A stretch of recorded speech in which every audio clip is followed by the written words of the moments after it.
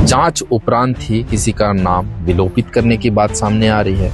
ऐसे में क्या मुस्लिम समुदाय को ही टारगेट करके उनके खिलाफ आवेदन भरना किस तरीके से ये क्षेत्रीय माहौल को खराब किया जा रहा है, ये भी देखना होगा।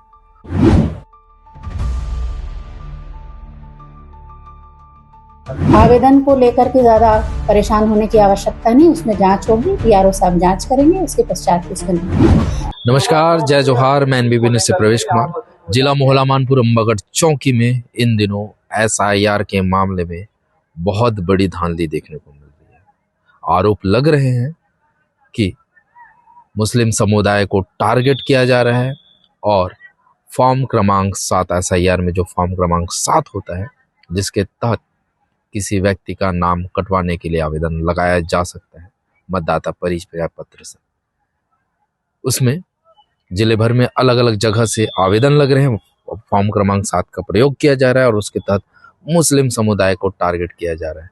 ऐसे ही आज जिला मुख्यालय मोहला में कलेक्ट्रेट कार्यालय मुस्लिम समुदाय पहुंची, वहीं थाना मोहला पहुंच करके उन्होंने शिकायत दर्ज भी कराई कि कुछ लोगों द्वारा मुस्लिम समुदाय को टारगेट किया जा रहा है और फॉर्म क्रमांक 7 का प्रयोग करते हुए मुस्लिम समुदाय के कुछ मतदाताओं का नाम कटवाने की कवायद की जा रही है।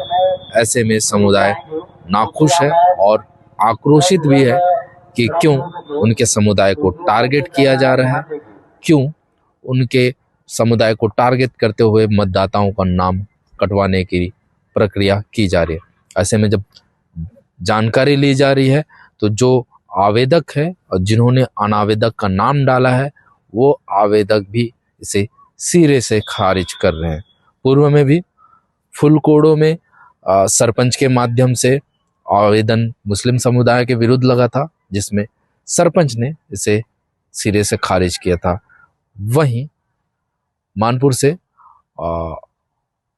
राजू टांडिया का भी नाम आया था कि उन्होंने उराव समुदाय के विरुद्ध में फॉर्म जमा की थी। ऐसे ही आज और बातें निकल करके आई जब मुस्लिम समुदाय मोहला के लोग पहुंचे और उन्होंने जिस तरीके से शिकायत दर्ज की। बहरहाल प्रशासन ने इसे गंभीरता से लिया और प्रशासन ने भी क्लियर किया है कि इसे कोई घबराने वाली बात नहीं है, चूंकि एक सतत प्रक्रिया है।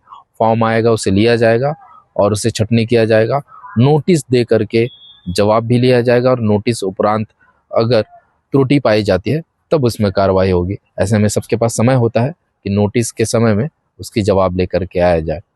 वहीं अब ये भी देखेंगे कि मुस्लिम समुदाय ने क्या कहा और जिले के कलेक्टर तुलिका प्रजापति ने इस पे क्या कहा, ये भी सुनना जरूरी है। लेकर आप लोग थाने पहुंचे थे? जी, अभी हमारे यहाँ फार्म 7 उसमें सिर्फ मुस्लिम समाज वालों को नाम काटने के लिए आवेदन दिया गया है, जिसमें हमारे मोहला ब्लॉक से लगा हुआ गांव काड़े हैं, वहाँ मुसलमान 15 घर के हैं, लेकिन वहाँ 20 लोगों का नाम दिया गया है और सिर्फ मुसलमानों का नाम दिया गया है। इसी तरह मानपुर ब्लॉक में भी आपका भरी ब्लॉक पास में गांव वहाँ दिया गया है और एक मरकेली में भी दिया गया है, वहाँ 3 लोग ना, और एक खड़गांव में दिया जो शहीदा बेगम।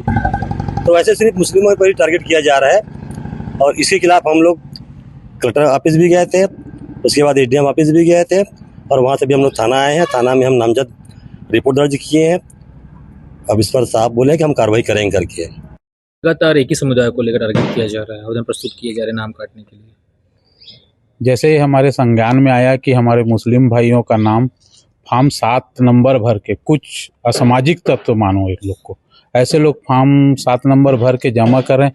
जैसे हमको जानकारी मिली, हमारे काड़े गांव के लोगों को अवगत कराया गया और इसी के साथ साथ हमारे मानपुर ब्लॉक के फुलकोड़ो हो गया, मरकेली हो गया, भौसा चवेला हो गया, खड़गांव हो गया, ऐसे जगहों में भी लगभग नाम से 7 नंबर फॉर्म भरा गया है। ये बहुत ही सोचनीय विषय है कि एक विशेष समुदाय के लोगों को टारगेट किया जा रहा है और ये टारगेट किनके द्वारा किया जा रहा है। तो इस चीज़ की जांच बहुत ज़रूरी है।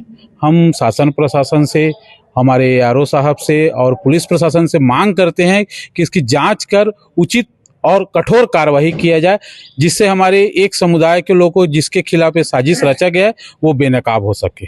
को लेकर हमारे जिले में पहले मानपुर का मामला आता है, अभी मोहल्ला का मानपुर आता है कि फॉर्म 7 जो है वो जमा कर दिया किसी ने और बाद में मालूम पड़ता है कि वो लोग है या नहीं है, उसे प्रोसेस लोग परेशान हो रहे हैं, लोग आप तक आ रहे हैं, ऐसी आप तक जा रहे हैं। इस पर संक्षिप्त में ये बताइए कि कितनी समस्याएं हो सकती हैं मतदाताओं को।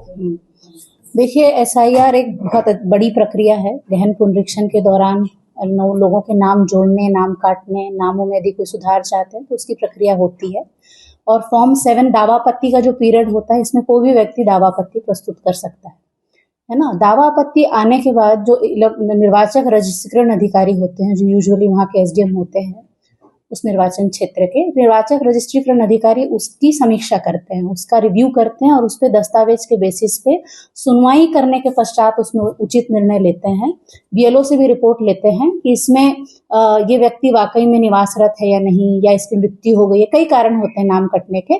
उसके बेसिस पे जांच करने के उपरांत यदि वो निर्णय पे आते हैं कि हाँ वाकई में ये व्यक्ति यहाँ निवासरत नहीं है, या इसकी मृत्यु हो गई, या परमानेंटली शिफ्टेड हो गया है, तभी नाम काटने की कार्रवाई होती है। तो एप्लीकेशन आने के बाद जांच की प्रक्रिया जो है वो महत्वपूर्ण होती है। जांच प्रक्रिया के उपरांत ही किसी का नाम काटा या जोड़ा जा सकता है। कई जगह ऐसा हो रहा है कि कुछ व्यक्ति का नाम आ रहा है कि फला के लिए उन्होंने आवेदन किया, जैसे मैंने फॉर एग्जांपल आवेदन करता मैं हूँ, बाद में मैं मुकर जा रहा हूँ।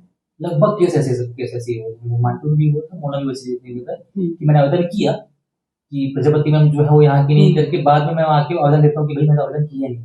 ये चीजें आ रही है, इसको कैसे पकड़ा जाएगा, इसको समाधान? देखिए, मैं आपको बहुत स्पष्ट बता रही हूँ, है ना। आवेदन पत्र दावापत्ति आने के बाद जांच की प्रक्रिया के बारे में मैंने आपको बताया। जो निर्णय है वो महत्वपूर्ण है। उसमें निर्णय जो आएगा कि भाई रहता है नहीं रहता है, डेड है कि नहीं है, ठीक है, परमानेंटली शिफ्टेड हो गया है या नहीं है, यही इसी बात पे निर्णय होना है। एप्लीकेशन कहीं से भी आए, जांच तो उसकी होनी चाहिए और होगी उसकी जांच उपरांत फिर ERO निर्णय लेंगे, उसके बेसिस पे ही मतदाता सूची में नाम जोड़ने, काटने और त्रुटि सुधार की कार्रवाई होगी। आवेदन को लेकर ज्यादा परेशान की बात नहीं, आवेदन को लेकर के ज्यादा परेशान होने की आवश्यकता नहीं। उसमें जांच होगी, ERO साहब जांच करेंगे, उसके पश्चात ही उसमें किसी का भी अनावश्यक तौर पे यदि एलिजिबल वोटर है और वो निवासरत है, बहुत सालों से यहाँ रह रहा और कहीं गया नहीं है, या उसकी मृत्यु नहीं हुई, तो ऐसे वोटर्स का नाम नहीं काटा जाए।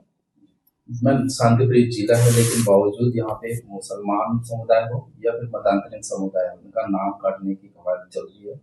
दूसरी ओर जो अनावेदक हो, कहीं न कहीं भाजपा कार्यकर्ताओं का नाम सामने आ रहा है। देखिए, मैं इस बारे में वापस में मैं आपको बोलूंगी कि जांच ही महत्वपूर्ण है, जांच के उपरांत ही कार्रवाई होगी।